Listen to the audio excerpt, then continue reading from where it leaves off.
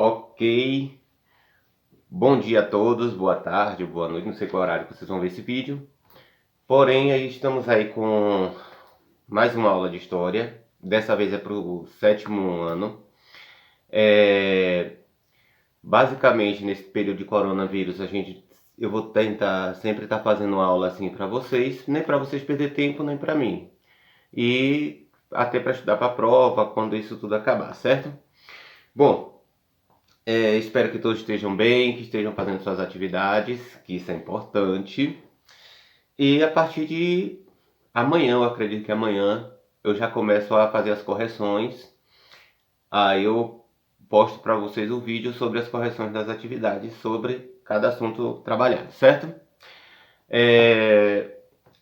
Bom, como vocês devem estar vendo aqui na tela, a gente vai falar um pouco sobre os reinos Sahel. Bom, o reino Sahel a gente pode explicar melhor que é um cinturão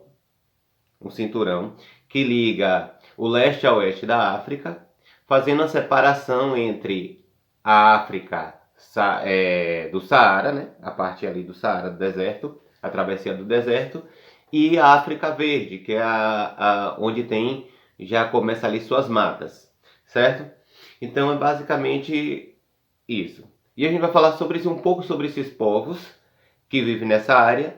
Principalmente, a gente vai focar muito no reino de Gana e no reino de Mali. Por quê? Porque foram os reinos mais prósperos que teve naquele período, onde foi muito importante para o crescimento comercial desse cinturão que eu falei aí, chamado Sahel. E vamos falar um pouquinho também de como eles utilizaram também o Saara para essa questão de fazer aí seus comércios. E vamos também falar um pouquinho sobre as formas comerciais que cada povo tinha e as decadências que esses povos tinham. Bom, aqui no slide vocês têm aí o Sahel, costa da fronteira, costa ou fronteira no caso.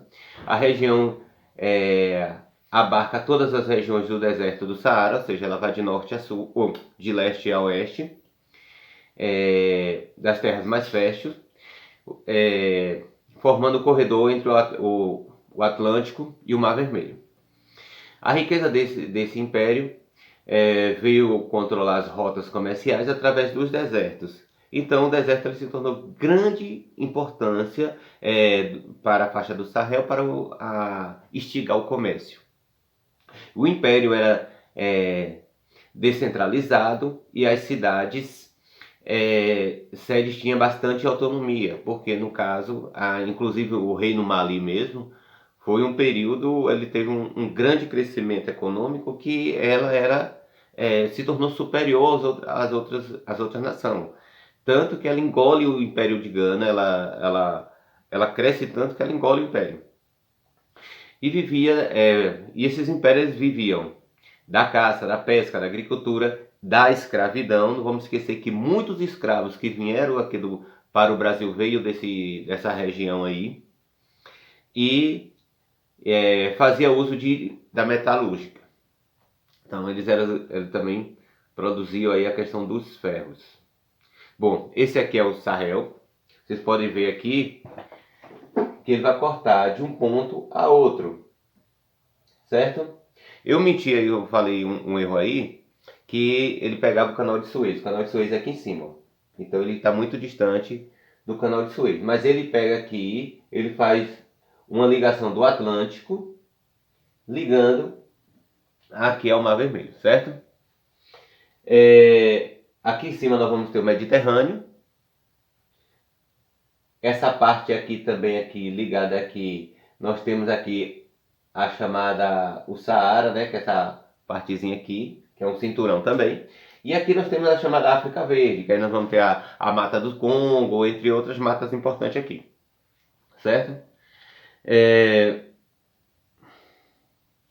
Algumas cidades fizeram bastante uso do comércio de escravos, porque era para a produção de sal, era necessário que se tivesse muitos escravos. As cidades do Sahel era ponto para as caravanas comerciais onde eram vendidos os escravos. Então, inclusive, o Brasil se beneficiou desse cinturão do Sahel aí para também comprar escravo. Inclusive, vamos ter religiões, no caso o Candomblé, a Umbanda, e povos também que veio dessa região, que veio para o Brasil. Mas a gente vai falar isso um pouco depois, quando a gente falar dos povos bantus, né? Essa escravidão era uma parte de subsistência da atividade comercial. Não vamos esquecer que, diferente da escravidão do Brasil, a África, eles faziam escravo chamado escravo de guerra, que era isso. Duas tribos rivalizavam entre si, a que ganhava escravizava a que perdia. E quando eles escravizavam, claro, eles davam direito a eles fazerem o que queriam. E quando os europeus descobriram isso aí, eles começaram a ver aí uma forma de fazer fortuna em cima desses negros. E começaram aí, então, a comercializar escravo, até que esses escravos se espalham praticamente em parte do Ocidente. Hoje a região sofre com as secas prolongadas, por décadas é somada a outras mazelas sociais, caracteriza como os países mais pobres do planeta. Então, basicamente, devido à questão da seca, o avanço do deserto, hoje eles já estão criando assim uma ideia, deixa eu voltar aqui um pouquinho, eles estão criando a ideia aqui para colocando plantas, árvores no caso, nessa área todinha aqui, nessa área todinha aqui, para que o deserto ele não avance para o verde.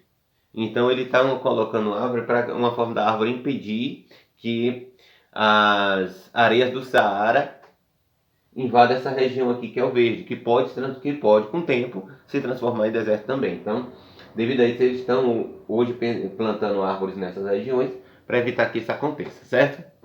Bom, o nosso assunto da nossa aula de hoje vai ser sobre isso. Eu estou aqui com o livro de vocês aqui, eu estou seguindo o livro aqui para não desviar do assunto. Como eu disse, façam as atividades. Hoje é só uma explicação. A partir de amanhã, se tudo der certo, eu já posto as atividades. Esse vídeo talvez ele vá ficar um pouquinho longo, porque para falar um pouco desse povo, então a gente vai prolongar algumas coisas um pouquinho aí. Mas vou tentar ser o mais breve possível, para também não ficar colocando muito assunto desnecessário, certo? Então, vamos lá. Aí nós temos aí o primeiro império que nós vamos falar é o Império de Gana.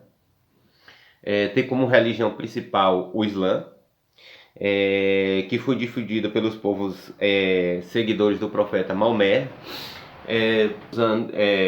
300 anos. Ela vai do ano 300 até 1770, até o ano 770.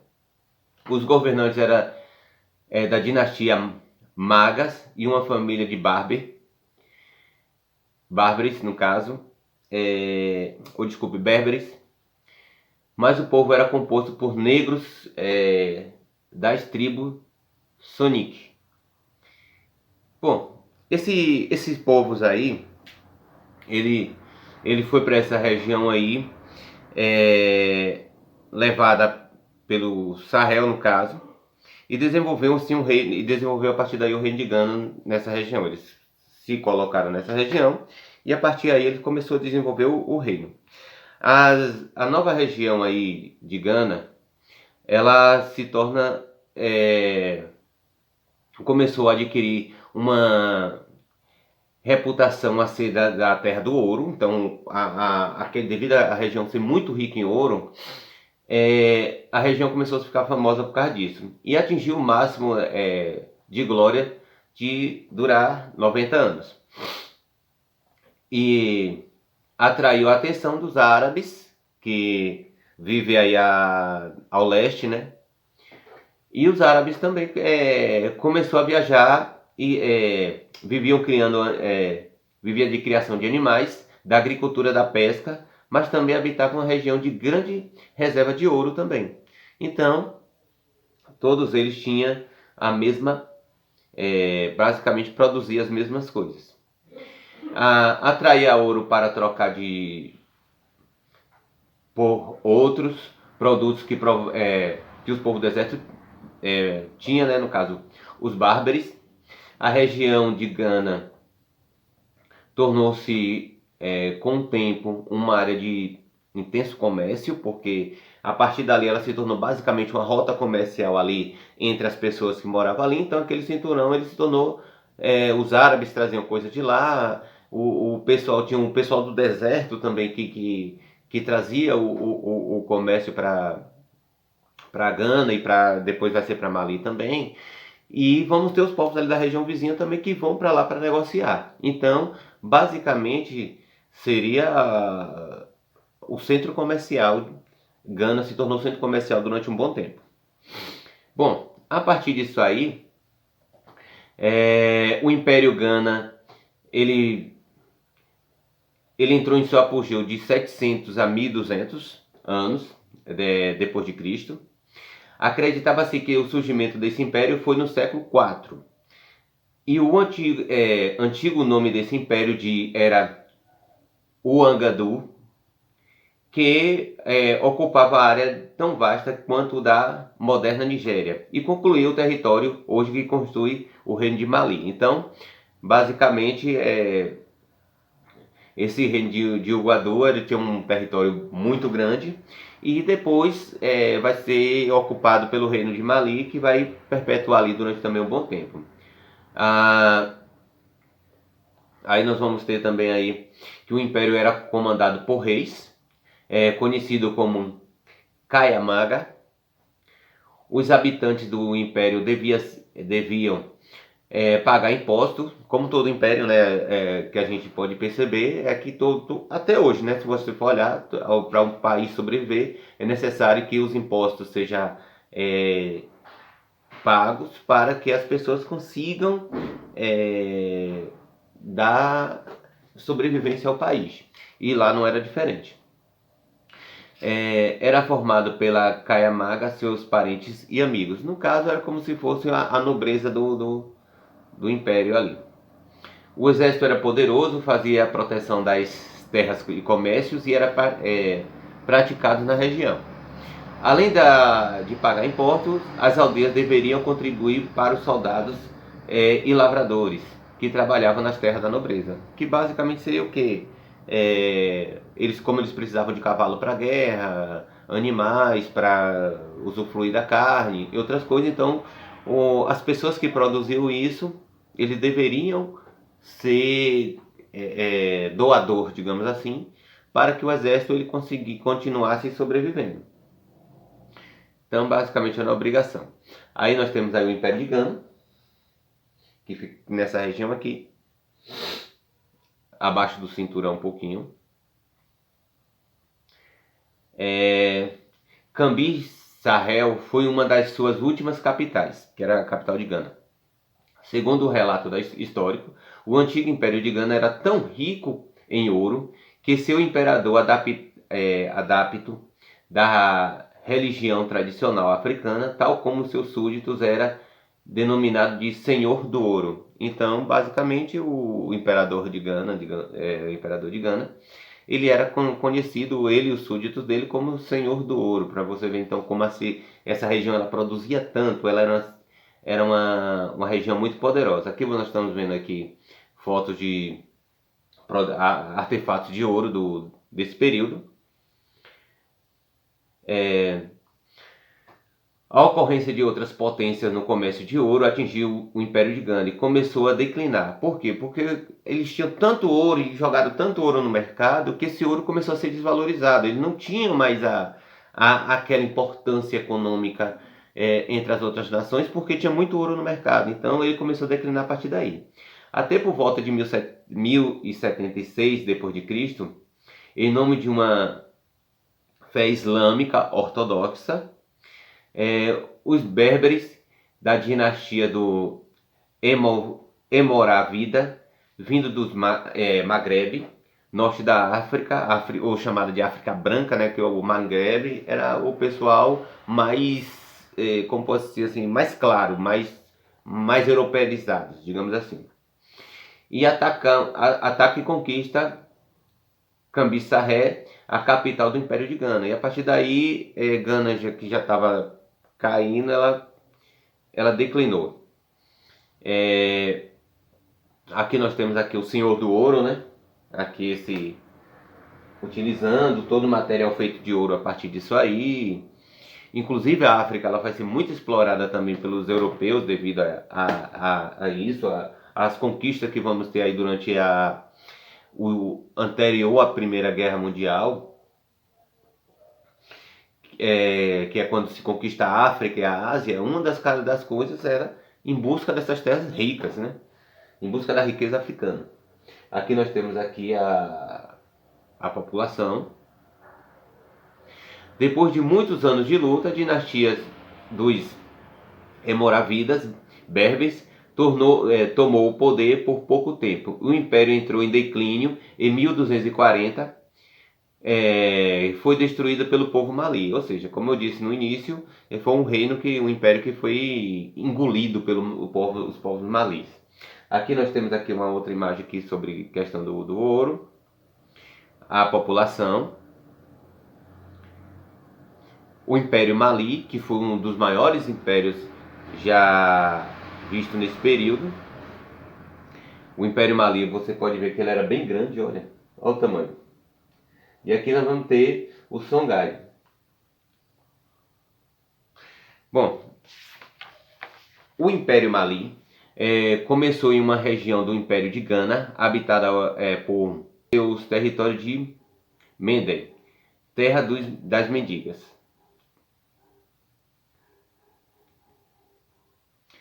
Bom, após o ano de guerra entre os Soniques e Gana, os Almoravidas do século XI, depois de guerrear com os ossos, Mali conseguiu sua independência e adotou o islamismo, ou seja, ela pegou a religião islâmica e adotou como sua. Até hoje, a região ainda tem a mesma religião. E apesar de passar por um período de crise política e econômica, conseguiu estabelecer em 1235 os Mandingas de Mali, conseguiu o território dos antigos impérios de Gana e com a aliança de Mangas Suditas, que recebeu o título de Mangas, que na língua mendiga significa imperador. Então, basicamente, os Mangas era quem passou a controlar essa região de forma bem importante. E aí nós temos também aí nessa foto aqui, nós vamos ver que eles utilizavam muito camelo. O camelo, primeiro, porque o camelo era importantíssimo para se atravessar o deserto, porque o camelo ele consome muita água tudo de uma vez só e consegue ficar muitos dias sem tomar água e sem se alimentar. E a partir daí ele passava por era um dos animais que conseguia atravessar o deserto. E também o leite do camelo era considerado uma alimentação muito rica, e a carne do camelo também era considerada uma carne muito saudável e boa.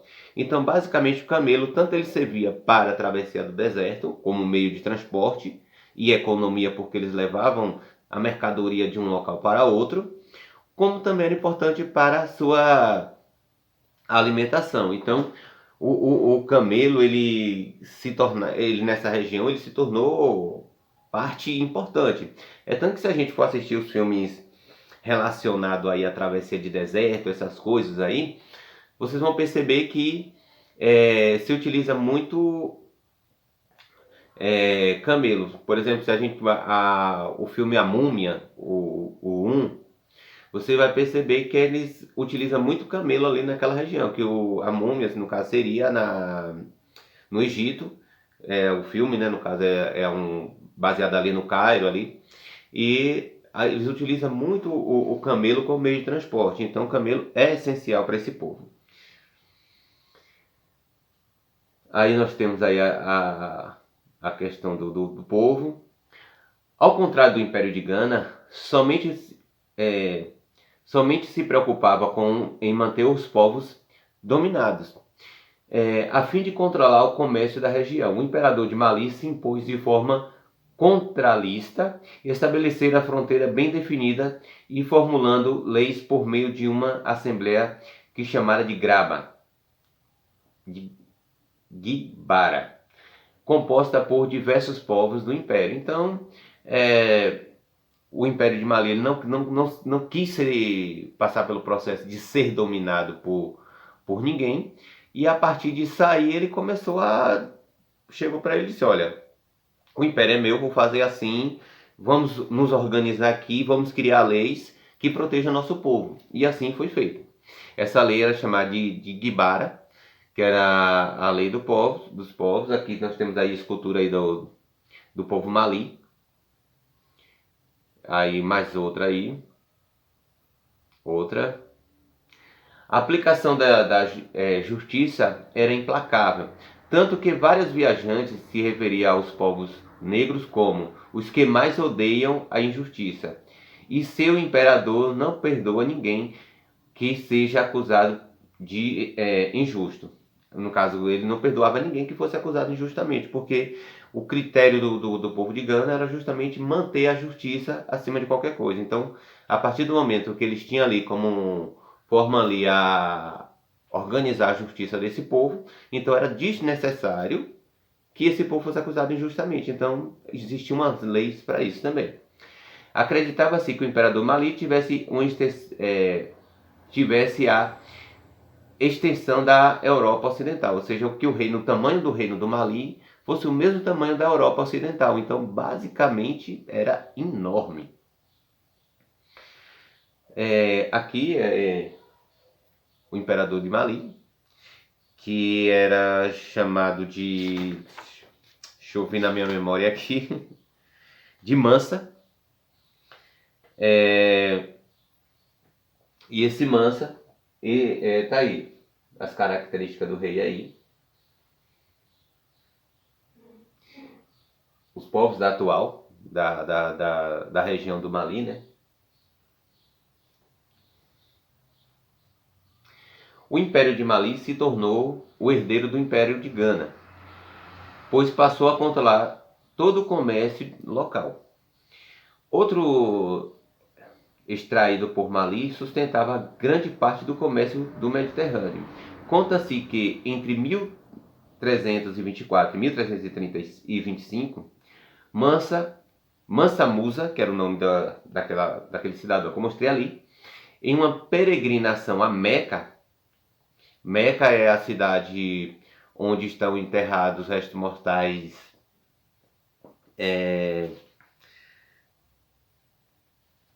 de Maomé. E assim, toda a pessoa que é da religião do Islã, ele tem, pelo menos uma vez na vida, fazer uma peregrinação a Meca como forma de ser abençoado aos restos mortais de Maomé. Então era uma forma de ter respeito aos restos mortais de Maomé, e para ser abençoado por Maomé tinha que ir lá uma vez na vida, pelo menos. Aqui Mansa Musa, aqui o imperador também. Aquele foi um dos imperadores, um dos reis, né, do Império de Mali. E aqui nós temos o outro aqui, certo? Mansa Musa. Aqui a mina de cobre. Então essas manchas aqui é tudo de cobre aqui, que é importante para a economia deles. As minas de ouro. Aqui uma caverna aqui, não sei se dá dando para ver aí no vídeo, mas aqui é uma caverna aqui. As construções de Timbuktu, ou indígena, acho que é assim que pronuncia, não sei se estou pronunciando da forma correta, mas espero que esteja. As construções, vocês podem ver que é uma construção toda feita de barro e coberta com sapê. Bom, essas construções é importante para eles porque o barro, ele é um isolamento térmico. Então, basicamente, o que? Aquela quentura que tem a quentura do calor, imenso calor solar, ele é resfriado por essas paredes. Então, dentro da moradia deles não é quente. E o sapê também, claro, né, além de ser uma cobertura contra o sol, também ela ajuda a resfriar o ambiente, é um isolamento também. Aqui nós temos outras construções, lembrando que essas construções existem hoje ainda e são construções milenares. Ainda tem as pessoas que moram lá, eles têm os seus líderes ainda, têm seus imperadores, seus reis, e eles são muito respeitados até hoje. Embora, assim, numa pobreza muito extrema, aí nós vamos ter é, aí nós estamos vendo outras formas de construção das cidades aí. Outra construção aqui, parece aqueles cuscuzinhos que a gente compra em restaurante, né? Que vem aquele cuscuzinho bem pequenininho que bota num prato. Pois tá aí. É uma construção, as casas deles. Também sobre o reino da Musa, a cidade de Timbuktu se tornou uma das mais ricas e importantes da região. Sua universidade era um dos maiores centros de cultura muçulmana da época e produzia várias traduções de textos de grandes que ainda acumulava do século IV e XV. Grandiosidade de Timbuktu atravessou os tempos do século XIX e explorando os europeus se empenharam pelo caminho dos africanos sugerido rio Níger, em busca da lendária cidade. Bom, essas universidades foram muito importantes para a época, tanto que até ela ganhou patrimônio cultural da humanidade hoje, a Unesco deu esse prêmio a ela, e a partir desse prêmio ela não pode ser modificada, não pode ser mexida pela sua importância, e esse prêmio foi dado porque foi muito relevante para os estudos do período a qual a gente está falando aqui, certo? Principalmente do século XIV ao século XIX. O Império Mali entrou em decadência a partir do final do século XV, em uma função das disputas políticas internas, das invenções Tawage berberes, sendo conquistada no século XV pelos Songais, povos africanos que até então era dominado por Mali. Foi nesse mesmo século que os portugueses, em pleno processo de expansão marítima, conheceram a decadente Mali, e a exploração comercial veio a partir daí, porque os portugueses, claro, eles viu ali na decadência, na precisão, e viu como posso dizer assim, a brechinha para entrar e haver exploração. Aí vai ser a exploração africana, vai ter dos escravos, vai ter exploração comerciais, as conquistas de terra. Então, a porta de entrada foi isso aí. Aqui nós temos as minas de sal, que é muito importante para o reino Mali. Tanto era para o reino de Gana, quanto foi para o reino de Mali, e quanto vai ser para os reinos para o Timbuktu. As minas de sal é muito, muito importante, porque era essencial para a alimentação, como forma de tempero, né? Como a gente usa aqui também no Brasil. A Catedral de Sal, hoje é um ponto turístico essa Catedral de Sal. Há visitações, claro, com muito respeito, as pessoas vão lá para conhecer, e assim, quem vai diz que é bonito, né? Eu vi um vídeo falando no YouTube, a pessoa visitando esse lugar e é muito, muito bonito mesmo. Sal, no caso é o sal em seu estado natural, né? Aí nós temos aí as estátuas aí fabricadas, o reino Mali e Timbuktu. Lembrando que esse povo de Timbuktu aqui é só dessa região, o Império Mali era tudo isso aqui.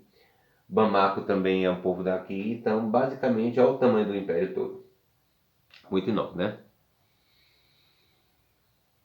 Timbuktu Aí aqui nós temos aí um tipo de palácio. Vocês vão ver aqui que tem duas torres, uma torre aqui, outra torre cá. As entradas aqui, né? Os povos e o seu sultão. Hoje eles não têm imperador, mas tem sultão.